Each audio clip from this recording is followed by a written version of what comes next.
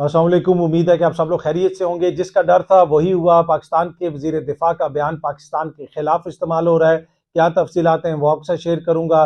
कश्मीर में क्या हो रहा है उस हवाले से भी कुछ तफसीलात हैं। नहरों के हवाले से मुश्तरका मफादात कौंसिल के एलामिये को भुट्टो ने रिजेक्ट कर दिया और TLP ने कहा है कि जनाब हम एहतजाज नहीं करेंगे, हुकूमत से मुआहदा हो गया है। इसकी क्या तफसीलात हैं वो भी आपको बताऊंगा। कुछ मजीद खबरें कोशिश होगी कि वो भी आपसे शेयर की जाए। सबसे पहले पाकिस्तान के वजीर दिफा ख्वाजा आसिफ साहब का बयान अक़वाम मुत्तहिदा में भारत ने पाकिस्तान के खिलाफ इस्तेमाल किया है। वहाँ पे भारत की जो मुस्तकिल मंदूब हैं उन्होंने अक़वाम मुत्तहिदा में वजीर दिफा ख्वाजा आसिफ साहब का बयान पढ़ के सुनाया और उन्होंने कहा कि एक TV इंटरव्यू में उन्होंने ये बयान दिया और इस बयान से ये बिल्कुल वाज़ेह है कि पाकिस्तान दहशत गर्दी की हमायत करने वाली रियासत है, पाकिस्तान एक रोग रियासत है। उन्होंने क्या कहा जरा आप भी सुनिएगा, एक छोटा सा क्लिप है। The whole world has heard Pakistan's Defence Minister Khwaja Asif admitting and confessing Pakistan's history of supporting, training and funding terrorist organizations in a recent television interview.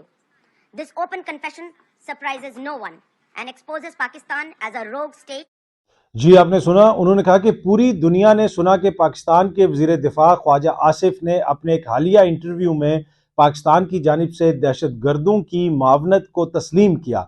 इस इंकशाफ ने पाकिस्तान को रोग स्टेट के तौर पर एक्सपोज किया है। और जनाब ये हैं भारत की UN में जो मुस्तकिल मंदूब यूजेना पटेल साहिबा, उन्होंने वहाँ पे ख्वाजा आसिफ साहब के बयान को कोट किया। जब उन्होंने वो इंटरव्यू दिया था ख्वाजा आसिफ साहब ने, उसी वक्त लोग कह रहे थे कि ये जो इन्होंने बात की है ये इंतहाई गैर जिम्मेदाराना बात है। हर जगह पे आप आगे से पॉइंट स्कोरिंग नहीं करते, अगले को नीचे दिखाने की कोशिश नहीं करते, इसलिए कि उस खातून ने, वो जो मगरबी खातून है जो एक मगरबी TV चैनल के लिए इंटरव्यू ले रही थी, उन्होंने पूछा कि जनाब पाकिस्तान के ऊपर ये तो इल्ज़ाम लगता रहा है, आप तो मानेंगे कि पाकिस्तान यही कुछ करता रहा है, माजी में ऐसी तंजीमों की मदद करता रहा। तो आगे से ख्वाजा आसिफ साहब ने वो टिपिकल जो उनका स्टाइल है कि जैसे वो अगले को जुगत मार के बड़ा कोई अपने आप को अक्लमंद साबित करने की कोशिश करते हैं। ये नाई के दुकान में या किसी थड़े पे बैठ के तो आप इस तरह आर्ग्यूमेंट जीत सकते हैं, आलमी सतह पे ऐसा नहीं होता। उन्होंने कहा जी हाँ जी, हम तो अमेरिका का गंदा काम 30 साल से कर रहे हैं और बरतानिया का भी ये गंदा काम था, मगरिब का ये गंदा काम था जो हम करते थे। और उसी वक्त मैंने अर्ज की थी और बहुत सारे दीगर लोगों ने भी अर्ज की थी कि ये बड़ा खतरनाक बयान है जो ख्वाजा साहब ने दिया, ये पाकिस्तान के खिलाफ इस्तेमाल होगा। बाद में उसको वो आए बाएं शाएं आगे करते रहे, लेकिन आपको सोच समझ के बात करनी चाहिए। और हालिया दिनों में जहाँ पे हालात इतने टेंस हैं, जंग की बातें हो रही हैं, आए रोज ख्वाजा साहब का कोई ऐसा बयान आ जाता है, कोई ऐसी बात आ जाती है जिसके बाद वो वजाते देते फिरते हैं कि नहीं जनाब मैंने ऐसा तो नहीं कहा, मैंने ऐसा तो नहीं किया। अब एक और बयान के हवाले से भी जो उन्होंने मीडिया को एक इंटरव्यू दिया, उस हवाले से भी ख्वाजा साहब कहते हैं कि जी मेरे बयान का गलत मतलब लिया जा रहा है। मैंने कहा था कि अगले 2 से 3 दिन अहम है, मैंने 3 दिन में जंग छिड़ जाने की कोई बात नहीं की, लेकिन खतरा मौजूद है। वजीर दिफा ख्वाजा आसिफ साहब ने जो है अपने इंटरव्यू से के अल्फाज से वो पीछे हट गए हैं। ये जनाब siyaset.pk भी रिपोर्ट कर रहे हैं। तो इस मौके के ऊपर जहाँ पे सूरत इतनी नाजुक है, थोड़ा सोच समझ के बात करने की जरूरत है। यहाँ पे जुगते मारने, अगर ख्वातीन को ट्रैक्टर ट्रॉली कहना, पार्लियामेंट के अंदर ख्वातीन को कूड़ा करकट कहना, या पार्लियामेंट के अंदर ख्वातीन के ऊपर या दीगर लोगों के ऊपर सतही किस्म के जुमले कसना, वो तो आसान होता है। आलमी सतह पे जो सफारतकारी होती है, जो आलमी मामलात होते हैं, जो इस नाजुक नोयत के मामलात होते हैं, वहाँ पे जो जिम्मेदार लोग होते हैं हुकूमत के, उनको थोड़ी सी जिम्मेदारी का मुजाहरा करना पड़ता है। और अनफॉर्चुनेटली ये 2-3 चीज़ें ऐसी हुई हैं ऊपर नीचे जिसका यकीनन पाकिस्तान को फ़ायदा तो नहीं होगा। जहाँ पे ख्वाजा आसिफ साहब के इस बयान को भारत में हर जगह पे शेयर किया जा रहा है और उसके साथ साथ आलमी सतह के ऊपर भी भारत इसको हाईलाइट कर रहा है, वहीं पे हमारे सीनियर सहाफ़ी हैं नजम सेठी साहब, उन्होंने करण थापर साहब को एक इंटरव्यू दिया, उसका भी एक क्लिप बहुत ज़्यादा वायरल हुआ है और वो क्लिप मुख्तलिफ जगहों पे सोशल मीडिया पे इंडियंस शेयर कर रहे हैं। उसके अंदर बेसिकली जब उनसे पूछा जा रहा है, कोई क्वेश्चन किया करण थापर साहब ने, तो नजम सेठी साहब ने आगे से उनको कहा कि ये तो फैक्ट है ना कि मुंबई अटैक जिसने किया, ये नजम सेठी साहब ने कहा कि ये फैक्ट है कि मुंबई में जिन लोगों ने हमला किया वो ऑर्गेनाइजेशन पाकिस्तान में बेस्ड थी। अब वो इतना सा क्लिप निकाला हुआ है और उसको शेयर किया जा रहा है और पाकिस्तान के खिलाफ प्रोपेगेंडा किया जा रहा है कि जनाब मुंबई अटैक जो है वो पाकिस्तान की सरजमीन उसके लिए इस्तेमाल हुई, जिस ऑर्गेनाइजेशन ने किया उसका ताल्लुक पाकिस्तान से था। तो इसको काफ़ी ज़्यादा जो है, जिसे आप कह सकते हैं कि वहाँ पे एक तरह से इसका ढंडोरा पीटा जा रहा है सोशल मीडिया के ऊपर। आप ये एक ट्वीट में शेयर कर रहा हूँ आपके साथ, इसके अलावा बहुत सारी ट्वीट्स हैं जिसमें लिखा हुआ है जी, big expose, former CM of Punjab Pakistan and journalist Najam Sethi admits that Pakistan was involved in 26/11 Mumbai Taj attack. तो वो जनाब ये इसको ऐसे शेयर कर रहे हैं, ऐसे बता रहे हैं। तो नजम सेठी साहब ने ये बात तो कही। वैसे जो पूरा जो उनका इंटरव्यू है नजम सेठी साहब का, उसमें उन्होंने और भी बहुत सारी बातें की हैं। भारत के हवाले से भी उन्होंने बहुत सारी बातें की हैं, भारत को भी एक्सपोज किया है। लेकिन ये जो बात है इसको ज्यादा उछाला जा रहा है और पाकिस्तान के खिलाफ इस्तेमाल इसको किया जा रहा है कि जी वो जो मुंबई अटैक्स हैं वो उसका ताल्लुक कोई पाकिस्तान से है। और अभी आप देखें कि फॉर्मर केयर टेकर सीएम और सीनियर सहाफ़ी भी इसको मान रहा है और इसका इतराफ़ कर रहा है। अच्छा, अब पाकिस्तान और भारत की क्या कोई जंग हो सकती है? ये एक ऐसी चीज़ है जिसके ऊपर बहुत ज़्यादा बहस हो रही है। मैंने आपसे पहले भी कहा था कि जी भारत की ख्वाहिश तो होगी, वो कहते हैं कि जी 13वीं की इबादत पूजा से पहले हमने बदला लेना है। वहाँ पे कुछ लोग इस तरह की बातें तो कर रहे हैं, लेकिन इतना आसान नहीं होगा। भारत के प्रवीण सोहनी साहब हैं, भारत के जर्नलिस्ट कह लें, आप दिफाई तजिया कार कह लें, उन्होंने भी अपनी ट्वीट के अंदर डिटेल से लिखा है कि इंडिया कौन सी ख्यालाती दुनिया में रह रहा है। इतना आसान नहीं है पाकिस्तान के साथ जंग करना। अगर आप कोई चीज़ शुरू करेंगे तो फिर उसको ख़त्म कैसे करेंगे, और ये नहीं हो सकता कि आगे से पाकिस्तान जवाब ना दे। तो बहुत सारे क्वेश्चन उठा रहे हैं। फिर भारतीय मीडिया पे मैं देख रहा था कि लोग इंटेलिजेंस फेलियर के ऊपर क्वेश्चन उठा रहे हैं, मोदी की जो कश्मीर पॉलिसी है उसके फेलियर के ऊपर क्वेश्चन उठा रहे हैं। ये कह रहे थे कि जी आर्टिकल 370 खत्म होगा तो सब कुछ ठीक हो जाएगा। वो तो मोदी ने कर दिया, क्या चीज़ें बेहतर हुई, क्या वहाँ पे हालात बेहतर हुए? तो ये एक चीज़ है कि वहाँ पे बहुत सारे लोग क्वेश्चन उठा रहे हैं। अच्छी बात है, क्वेश्चन उठाने चाहिए, क्वेश्चन उधर भी उठने चाहिए, क्वेश्चन इधर भी उठने चाहिए।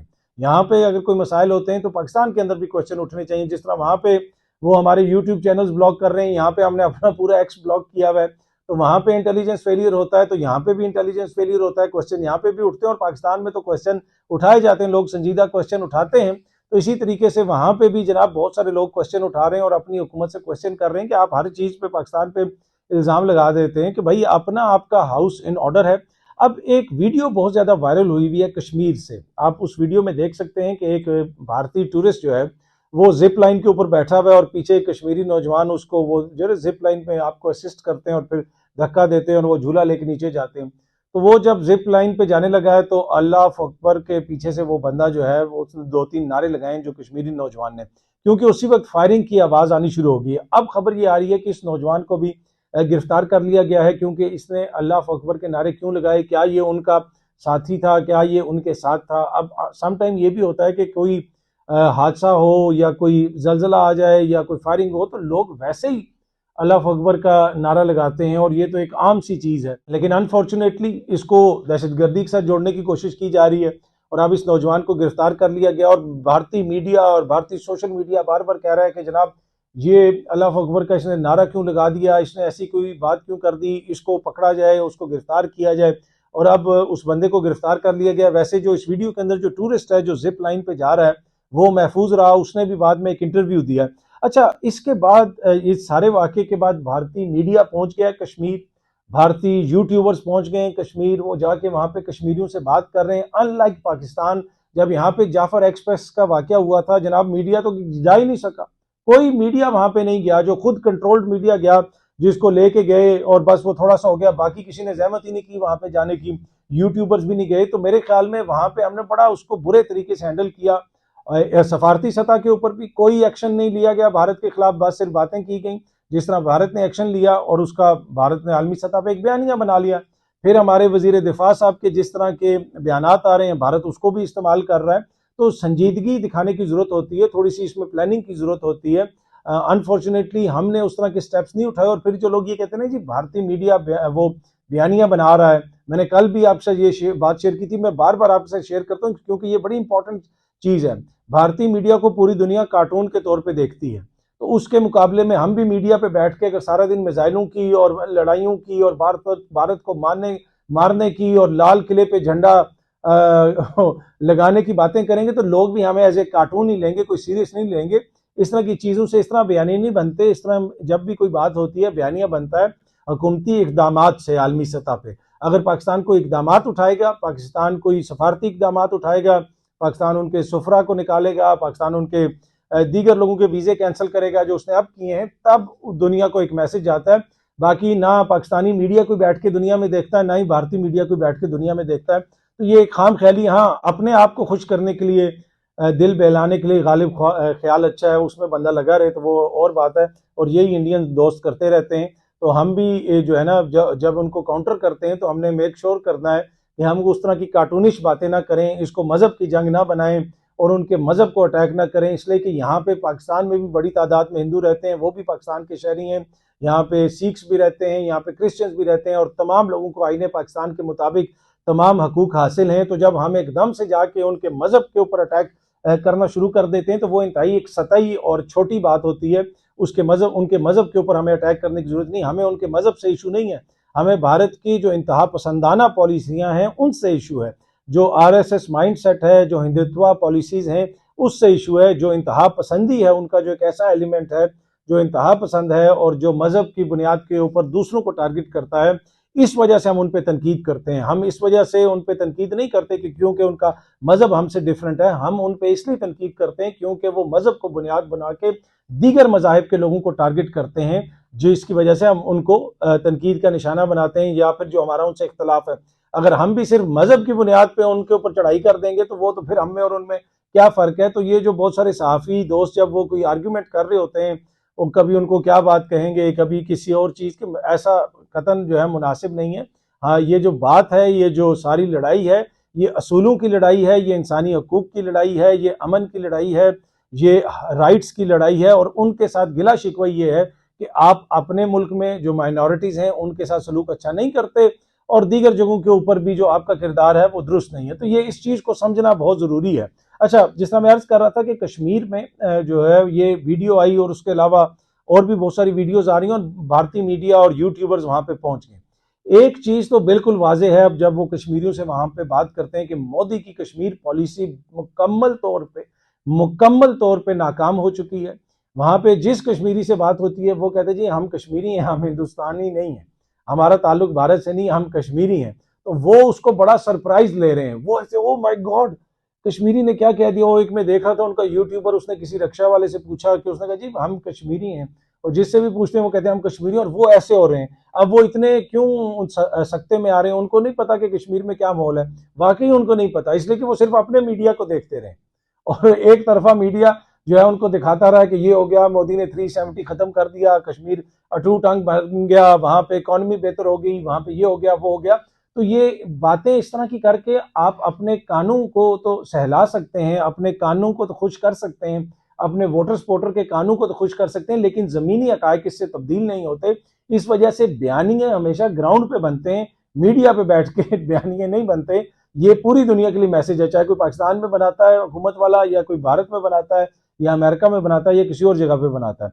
तो इस हालिया इंसिडेंट ने एक चीज को बुरे तरीके से एक्सपोज किया, और वो भारत की जो कश्मीर पॉलिसी है, जो मोदी की कश्मीर पॉलिसी है, वो एक्सपोज हो गई है। और अब भारतीय लोगों को भी पता चल रहा है कि जनाब वहां पे लोग हमें पसंद नहीं करते, और जिधर भी इंटरेक्शन है इंडियन शहरियों की कश्मीरियों के साथ, वो कोई इतनी अच्छी नहीं है। लोग काफ़ी रिजेंटमेंट का भी वहाँ पे इजहार कर रहे हैं, इंडियन मीडिया को आड़े हाथों ले रहे हैं, उनसे सख्त सवालात कर रहे हैं, पूछ रहे हैं कि भाई इतनी ज़्यादा फौज यहाँ पे बैठी हुई है, वो किस लिए बैठी हुई है, उसने क्या किरदार अदा किया, उसने क्यों नहीं लोगों को रोका। तो ये वाजे हो गया जनाब इस इंसिडेंट के बाद कि भारत ने जो एक बयानिया बनाने की कोशिश की सिर्फ मीडिया पे और हवा में, उसको कश्मीर के मैदान में जो है बुरे तरीके से शिकस्त हुई है। और वो शिकस्त इस तरह हुई है कि वहाँ पे जो ये कुछ करने की कोशिश कर रहे हैं उसको कश्मीर की आवाम ने एक दफ़ा फिर रिजेक्ट किया। और अब जब उनके मीडिया के सामने ये चीज़ आ रही है, उनके सहाफ़ियों के सामने ये चीज़ आ रही है, उनकी आवाम के सामने ये चीज़ आ रही है, तो उनको शौक हो रहा है। शौक नहीं होना चाहिए था, ज़मीनी हक़ाइक़ तो यही हैं। अच्छा जी, पाकिस्तान ने कोई ड्रोन मार गिराया है, कोई क्वाडकॉप्टर है या ड्रोन है इंडिया का, वो गालिबन LOC के करीब या किसी बॉर्डर के करीब पाकिस्तान के अंदर आ रहा था। जैसे ही ऐसे ड्रोन तो पाकिस्तान में मैंने शादियों पे देखे हैं, बहुत ही कोई चवल सा ड्रोन है इंडिया का जो मार के गिराया है। इस तरह के ड्रोन तो लिटरली यहाँ पे शादियों पे आप जाए ना, तो वहाँ पे नौजवान उससे वीडियो बना रहे होते हैं शादियों पे। तो पता नहीं इसके अंदर क्या था। एनीवे, इसके ऊपर कुछ लिखा हुआ भी है, इस ड्रोन के ऊपर कोई SVL आगे आई डोंट नो कुछ लिखा हुआ है, 5QHA और कोई नंबर वगैरह लिखा हुआ है, 5 Assam number, I don't know ये कोई उनके आसाम राइफल्स का है या किस का है, और काफ़ी कुछ उसके ऊपर जो है ना लिखा हुआ है, नंबर 1 फाइव आसाम कुछ इस टाइप का, ये कुछ इसके ऊपर कुछ चीज़ें लिखी हुई हैं, शायद उनका कोई इन्वेंट्री के हवाले से उन्होंने कोई चीज़ लिखी हो भारतीय फौज ने, पर इसको पाकिस्तान ने मार के गिरा दिया। मेरे ख्याल में इसके ऊपर गोली भी, ये इस किस्म का क्वाडकॉप्टर या ड्रोन जो है, इसके ऊपर गोली वगैरह भी ज़ाया करना जो है ना वो गलत बात है। इसको तो वो जो छोटे होते थे ना, वो पतंग ऊपर हो तो लोग नीचे से ऐसे गांठी डाल के पतंग खींच लेते थे, तो इसके लिए तो मेरे ख्याल में सिर्फ वो डोर यूं फेंक के नीचे खींच लें, ये क्या इंतहाई कोई बेहुदा किस्म का जो है क्वाडकॉप्टर है या जो भी है ड्रोन है। पर एनीवे भारत शायद इसके जरिए कोई सर्वेलेंस करना चाह रहा था, जिसको पाकिस्तान ने मार के गिरा दिया है और अपने कब्जे में ले लिया है। अगर आप इमेजिन करें कि इस तरह की कोई चीज़ भारत में पकड़ी जाती, भारत में तो पाकिस्तान का गुब्बारा उड़ के कोई चला जाए तो वो जनाब वहाँ पे पूरी पुलिस आ जाती है और कहते हैं आईएसआई के गुब्बारे आ गए, आईएसआई का कबूतर आ गया। एक दफ़ा पीटीआई का झंडा चला गया वहाँ पे गुब्बारों के साथ, तो उधर शोर पड़ गया कि पता नहीं ये क्या हो गया। उन्होंने शुक्र है उसको भी कहीं पीटीआई के झंडे को भी कहीं ये नहीं कह दिया कि ये उनका आईएसआई का झंडा है। तो बाद में जनाब उनको पता चला कि जी ये तहरीक इंसाफ का झंडा, और मीडिया पे सारा दिन वहाँ पे खबर आती रही। पर एनीवे ये पाकिस्तान ने जनाब उनका क्वाडकॉप्टर मार गिराया है। मेरे ख्याल में इसकी जो हालत है, ये तो उनको फ़ोन करके कहना चाहिए यार वापस ले जाएं प्लीज़, बल्कि इधर से कोई अच्छा सा एक उनको साथ दे दें वापस ना, एक थोड़ा बेहतर किस्म का। अपने खैर है बॉर्डर पे होते हैं तो अपने ही जो हमसाए हैं, तो मेरी तो रिक्वेस्ट होगी कि इनको कोई बेहतर दे दें, ताकि जो है ये हालत तो ना हो इनके इक्विपमेंट की। और इसी के हवाले से जो उनके दिफाई तज्ज़ियाकार हैं प्रवीण साहब, उन्होंने भी लिखा हुआ था कि भाई ना इक्विपमेंट है, ना कोई चीज़ काम करती है, ना कोई असला काम कर रहा है, बहुत सारे मसाइल हैं, किधर तुम लोग जंगों की बात करते हो, कौन सी दुनिया में रहते हो। तो मेरे ख्याल में ये इसको देख के तो आपको भी एहसास होना चाहिए कि उधर क्या हालात हैं। अच्छा जी, एक और जो इंपॉर्टेंट स्टोरी है वो नेहरू के हवाले से है। जुल्फकार अली भुट्टो जूनियर ने मुश्तरका मफादात कौंसिल के इलामिये को रिजेक्ट कर दिया, ऑल्दो के पीपल्स पार्टी उसको अपनी फतह करार दे रही है। अगर आप इस इलामिये को देखें तो इस इलामिये में ये कहा गया है कि कोई नई नहर तब तक नहीं बनेगी जब तक क्या नहीं होगा, म्यूचुअल अंडरस्टैंडिंग नहीं होगी। मैं थोड़ा सा आपको पढ़ के सुनाता हूं ताकि आपको समझ आए। Federal government has decided that no new canals will be built without mutual understanding from CCI, यानी जब तक मुश्तरका मफादात कौंसिल के अंदर बैठे हुए तमाम लोगों का इतफाक नहीं होगा, नई कोई भी नहर नहीं बनेगी। इसी को बुनियाद बना के जो जुल्फकार अली भुट्टो हैं, जो भुट्टो जूनियर हैं, उन्होंने इसको मुस्तरद किया है। उन्होंने कहा है कि जनाब ये जो मंसूबे हैं ये खत्म नहीं किए गए, ये कह रहे हैं कि अगर इस पे इतफाक हो गया तो हम मुस्तकबिल में बना लेंगे। वो ये मुतालबा कर रहे हैं कि इसका वाज़े अल्फाज में ऐलान किया जाए, कि नाम लेके इन कैनाल्स का ऐलान किया जाए कि ये कैनाल्स नहीं बनेंगी, और जब तक ऐसा नहीं होता हम इसको नहीं मानते। और जो पीपल्स पार्टी वाले कह रहे हैं कि हमने सिंध के हकूक का तहफ़्फ़ुज़ कर लिया और सिंध के अवाम की ख्वाहिश पूरी कर ली, ऐसी बात नहीं है, ये अल्फाज का हेर फेर है। तो लिहाजा इस वजह से हम इस इलामिये को रिजेक्ट करते हैं। एक और जो इम्पोर्टेंट खबर है, टीएलपी ने जनाब एक एहतजाज करना था गालिबन फ़लस्तीन के हवाले से 1 मई को, और अब टीएलपी ने जनाब वो एहतजाज कैंसिल कर दिया है, क्योंकि हुकूमत का उनके साथ मुआहिदा हो गया है। तलाल चौधरी साहब के साथ उनकी मुलाकात हुई है और हुकूमत ये इलामिया भी जारी किया गया है गवर्नमेंट ऑफ पाकिस्तान की जानिब से, जिसके ऊपर तलाल चौधरी साहब के दस्तखत हैं और तहरीक लब्बैक की लीडरशिप के दस्तखत हैं। हुकूमत पाकिस्तान और तहरीक लब्बैक पाकिस्तान के माबैन दर्ज झेल नकात तय पाए, जिसके नतीजा में 1 मई 2025 को होने वाले मार्च को मौखर कर दिया गया है। हुकूमत पाकिस्तान इसराइल की नाजायज़ रियासत से मुतल्लिक बानी पाकिस्तान कायदे आज़म मोहम्मद अली जिन्ना के बयानिए का यादा करती है और करती रहेगी। हुकूमत पाकिस्तान फ़लस्तीन के लिए अपनी इमदादी सरगर्मियाँ और तिब्बी साजो सामान की फराहमी को हमेशा की तरह जारी रखेगी। नीज़ हुकूमती सरपरस्ती में माहिरीन की टीम के साथ तहरीक लब्बैक पाकिस्तान भी रज़ाकाराना तौर पर शामिल होगी, ताकि फ़लस्तीनी ज़ख्मियों और काबिल इलाज अफराद की तिब्बी इमदाद को यकीनी बनाया जा सके। वज़ीर-ए-आज़म पाकिस्तान फ़लस्तीन में जारी जुल्म व जबर को फौरी रुकवाने के लिए तमाम इस्लामी ममालिक बिलखसूस सऊदी अरब, मिस्र, उर्दन, कतर, तंजानिया के सरबराहान के साथ रब्ता करके इस बात पर बराह रास्त जोर देंगे कि गजा में इंसानियत सोज मुजालिम को फिलफौर रोका जाए। भाई वो ये ममालिक अगर इस पोजीशन में होते तो मेरे ख्याल में कब के रोक चुके होते। पर एनीवे वो उधर गजा का मसला तो हल नहीं हुआ, उधर गजा का वहाँ पे शहादतें भी हो रही हैं, वहाँ पे इसराइल की कार्रवाई भी जारी है, जुल्म भी जारी है, सितम भी जारी है, जबर भी जारी है। लेकिन यहाँ पे टीएलपी का मसला हल हो गया, हुकूमत के साथ उनका मुआहदा हो गया और अब वो एहतजाज 1 मई को नहीं करेंगे। अच्छा, क्या हाई कोर्ट के जज साहिबान एआई का इस्तेमाल कर रहे हैं फैसले लिखने में? फवाद चौधरी साहब ने इस जानिब इशारा किया है, इल्ज़ाम लगाया है और उन्होंने चीफ जस्टिस ऑफ पाकिस्तान से कहा है कि आप इसका नोटिस लें, क्योंकि जज साहिबान को टेक्नोलॉजी का पता नहीं है और जब एआई के जरिए वो जजमेंट्स लिख रहे हैं तो वो बड़ी सब स्टैंडर्ड किस्म की जजमेंट्स लिख रहे हैं, जिससे इंसाफ के अमल को नुकसान पहुंच रहा है। ये सामने आप उनकी ट्वीट भी देख सकते हैं, इसमें उन्होंने बहुत सारी बातें लिखी हैं। मैं थोड़ा सा अगर आपको पढ़ के भी सुना दूं, उसमें उन्होंने ये कहा है कि chief justice of Pakistan and senior most जज Mansoor Ali Shah should take notice of increasing use of AI for judgment writing by high court जजेस, as majority judges has no clue how to benefit from technology. They are actually damaging justice system by producing very low standard of judgments based on AI. आगे उन्होंने कहा कि in my case जो judgement लिखी गई है was really substandard using AI. उन्होंने कहा कि मेरे केस में जो है कोई 2 जज साहिबान ने जजमेंट लिखी है और इल्ज़ाम लगाया फवाद चौधरी साहब ने कि AI को इस्तेमाल करके लिखी है और बड़ी सब स्टैंडर्ड किस्म की जो है जजमेंट लिखी है। आगे उन्होंने लिखा है कि या तो जजेस को इसमें ट्रेन किया जाए एआई के अंदर, या फिर उनको रोका जाए कि वो एआई का इस्तेमाल ना करें जजमेंट्स लिखने में। अब ये एक बड़ी डेवलपमेंट है कि क्या जज साहिबान एआई का इस्तेमाल कर रहे हैं जजमेंट्स लिखने के लिए? ये कैसे पता चला? किस तरह फवाद चौधरी साहब ने ये अंदाजा लगा लिया? तो आप देखते हैं कि इसके ऊपर मौजूद चीफ जस्टिस साहब कोई नोटिस लेते हैं और जो भी कोई मजीद तफसीलात हमारे सामने आती हैं तो कोशिश होगी कि आपके साथ शेयर की जाए। बहुत जल्दी आपसे दोबारा मुलाकात होगी। Thank you very much.